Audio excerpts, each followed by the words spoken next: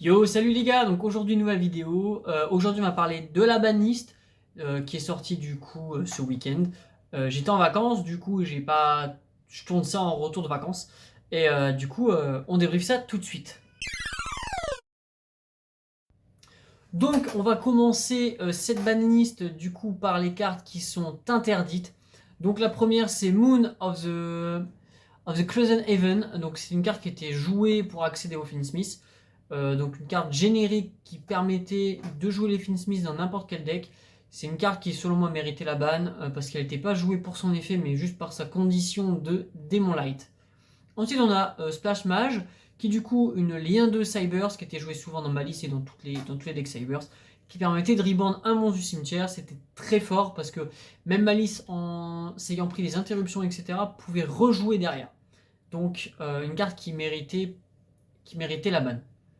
Ensuite, on a du coup le roi des lutins sauvage. Je crois que c'est ça, le roi des lutins King of the Feral Imps. Donc c'est une X64 qui permet du coup de détacher un matériel pour aller chercher un monstre reptile depuis le deck à la main. Du coup, ça affecte directement les decks Mitsurugi, enfin Rizeal Mitsurugi. Parce que du coup, avec les Rizeal, on avait accès au Mitsurugi via cette carte. Maintenant, c'est plus le cas. Du coup, ça affecte aussi le deck de ma copine qui joue Ogdo Addict. Dommage, dégâts collatéraux. Voilà. Mais c'est une carte qui méritait aussi dans le format sa ban. Ensuite, on a le numéro 67 qui est donc une X65. Alors, j'ai jamais trop joué la carte ni quoi que ce soit, mais je sais qu'elle est un peu abusée. Du coup, on est content qu'elle soit sur la banlist aussi. Ensuite, du coup, pour les cartes limitées à 1, on a Malice Dormaus, du coup, une des malices principales du deck, qui du coup est limitée à 1.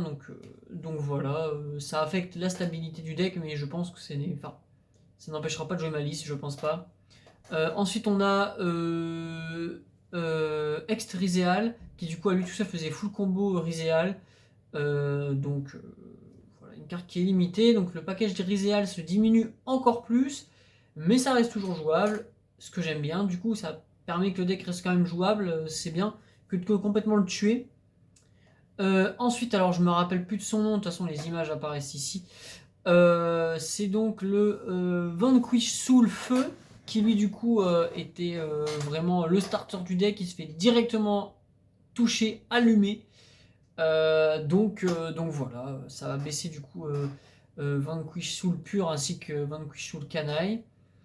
Ensuite du coup on a la fusion démon forgeron qui nous revient, étant donné que la règle du time va être allongée à 50 minutes, même s'il est fort et qu'il peut infliger 1200, ça reste du coup une carte qu'on peut en avoir moins peur qu'à l'époque. Le retour de Lien Kuribo qui du coup est bénéfique pour tous les decks de niveau 1.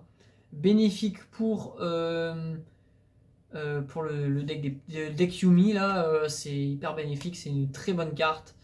Je pense qu'elle aurait peut-être pas dû revenir. Je pense que c'est une carte un peu. C'est pas une carte qu'on joue pour son effet, c'est une carte qu'on joue parce que c'est un monstre lien 1 qui a besoin de monstres de niveau 1. Donc je pense que c'est une carte qui aurait peut-être pas dû revenir. Ensuite, une carte qui sort de la banlist, même si elle a un errata, c'est Sorcière de l'invocation. C'est une carte qui a été abusée. Je pense que la carte sera toujours très forte. Là, on va pouvoir la jouer dans ma liste, dans plein d'autres decks. C'est une carte qui est vraiment très forte. Et du coup, je suis un peu mitigé sur son retour. Ensuite, on a du coup la Synchro Herald. La Synchro Herald, du coup, qui est une Omni. En gros, c'était joué, d'après ce que j'ai compris, dans Yumi. Et en fait, on pouvait la faire activer son effet et la faire une deuxième fois pendant le tour adverse. Là, du coup, on va être obligé de on va devoir la recycler, ce qui est possible, hein, de faire son effet, de la recycler, puis de la réinvoquer. C'est possible, mais du coup, ça demande plus de ressources. Donc, pourquoi pas. Même si je pense que c'est une carte qui devrait plus être dans le jeu. Ensuite, on a le retour de Drit dans Zodiac. Elle fait que ça sur la banlist, hein, venir, repartir, revenir, repartir. Mais bon, je pense que c'est pas un souci dans le jeu, étant donné que Rizeal a été touché. Et que je pense que du coup, ils l'ont laissé sur la banlist parce que Rizeal, full power, plus de peut-être les Zodiacs, ça faisait un peu peur. Du coup, voilà, ils ont pas mal diminué. Là, je pense que le retour à 1, c'est plutôt bien. Je pense que c'est un bon choix. Ensuite, du coup, on a la magie continue Crystron. Je suis pas à jour sur Crystron, mais elle est limitée. Apparemment, c'est très fort. Je pense qu'ils l'ont limité parce que s'ils laissaient Criston, je crois que c'est Criston Vanquish qui joue, Criston Canaille qui est joué. Je pense que s'ils l'ont laissé, enfin s'ils l'ont mis, c'est pour justement l'affecter parce que s'ils l'avaient pas affecté, le deck aurait peut-être été un peu trop fort, peut-être. Donc voilà. Ensuite on a Obedience, qui est du coup une carte broken en fait, une magie qui se P3, les gars. Allô. Ça aurait jamais dû être design en fait. Voilà, point. Donc limité à 1, c'est bien. Même si c'est une fausseuse, c'est bien. C'est une bonne carte. Enfin, c'est une carte à 1, ok. Voilà. Ensuite, on a la magie tuto âme du vainqueur qui a été limitée à 1 aussi. Donc âme du vainqueur, vraiment, ils veulent vraiment baisser l'accès du coup au feu. Enfin, au niveau 4 feu. Ok, je comprends. Ça marche, je comprends. Je comprends, je comprends. Ensuite, on a du coup Solemn Judgment qui est limité aussi. Pour moi, c'est soit à la 3, soit à la 0. Parce que limite à 1, c'est comme un peu tout ce qui est skill drain et tout. C'est vraiment une fausseuse. Tu l'as trop bien, tu l'as pas, bah tant pis, c'est celui qui va l'avoir qui va win potentiellement. Je suis pas pour les cartes à 1 comme ça. Ensuite, du coup, les cartes semi-limitées, on va avoir donc Branded Fusion, le retour. Du coup, ça buff légèrement les versions de que Dragon Branded. Pourquoi pas. Apparemment, c'est un deck vraiment cool. Donc pourquoi pas. Ensuite, on passe du coup aux cartes qui ne sont plus du tout limitées, qu'on peut jouer à 3 fois. Et donc, on a Bulbeluisant. Du coup, Bulbeluisant, un monstre qui était un peu extrêmement abusif à l'époque. Qui, du coup, là, on a Liangoribo qui est revenu. Du coup, on peut en réabuser du truc. Voilà. Je place ça là. Je place ça là. Ensuite, du coup, on a le retour de Masterpiece, qui, du coup, était revenu progressivement sur la banlist. Donc là, il est à 3. Ils ont vu que, bon, un trou Draco, à part les puristes, voilà. Je vais rien dire dessus, même si c'est une carte qui est problématique. Parce que c'est une carte qui peut...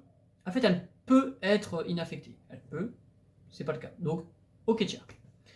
Ensuite, du coup, on a le retour de Morphojar à 3.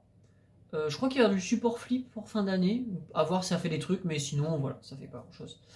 Ensuite, alors je connais plus son nom ni en anglais ni en français. C'est le petit démon qui permet de spé des jetons. De toute façon, il y a l'image qui apparaît.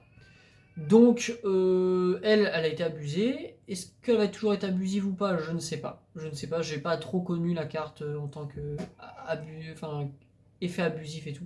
Donc, je ne sais pas. Ensuite, on a le retour du coup de Snake Eyes et de Poplar à 3. Enfin, de H et de Poplar à 3. Ok. Ok. Du coup, je sais qu'il y a qu'il y a un combo avec H qui permet du coup de partir directement sur les Yumi, il me semble.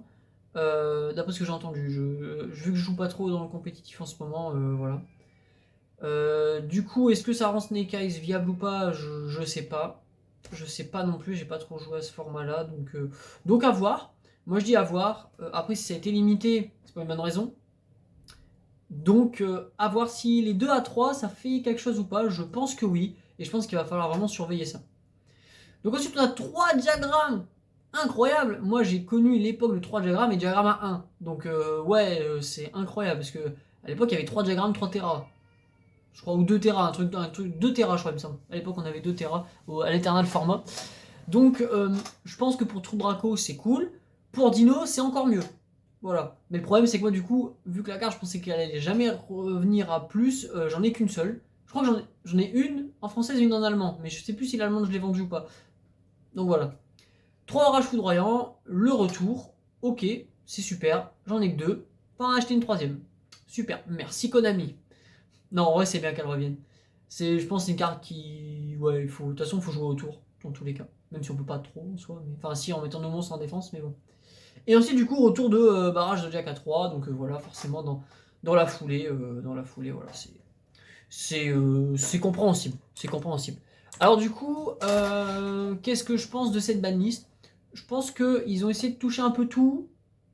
Que du coup, je pense que ça équilibre certains decks. Mais je pense quand même que Yumi en sort quand même assez grandi quand même. Parce que même s'il se fait hit Herald, c'est pas grave. Même s'il se fait un peu hit avec obéissance, c'est pas grave. Parce que je pense qu'en termes de consistance, c'est pas gênant, sachant qu'il va avoir du support. Donc, selon moi, voilà. Après, je pense que tous les decks restent jouables. Et que je pense qu'on va rentrer encore dans un format. Je pense que Yumi va dominer. Je pense. Mais on va en avoir beaucoup. Du coup, je pense que que Dragon, Branded va revenir, du coup Branded Despia peut-être va revenir aussi un petit peu, etc. Donc je pense qu'on va être dans un format où on va avoir pas mal de choses, je pense. Voilà, je pense qu'on va avoir vraiment pas mal de choses. Et ce sera tout pour moi parce que de toute façon je suis pas le plus légitime de parler de l'état actuel de la méta, etc. Étant donné que bah j'ai pas trop le temps de jouer en fait en compétition, etc. Je joue plutôt entre potes. D'ailleurs je tease, il va y avoir des vidéos qui vont sortir pas cette semaine, mais la semaine d'après, sûrement, parce qu'on fait un petit tournoi entre potes là dimanche, ce week-end. Du coup, va y avoir sûrement pas mal de petits trucs, on vous prépare pas mal de choses et j'espère que ça vous plaira. Et moi du coup je vous dis à bientôt pour une prochaine vidéo et bonne soirée à tous.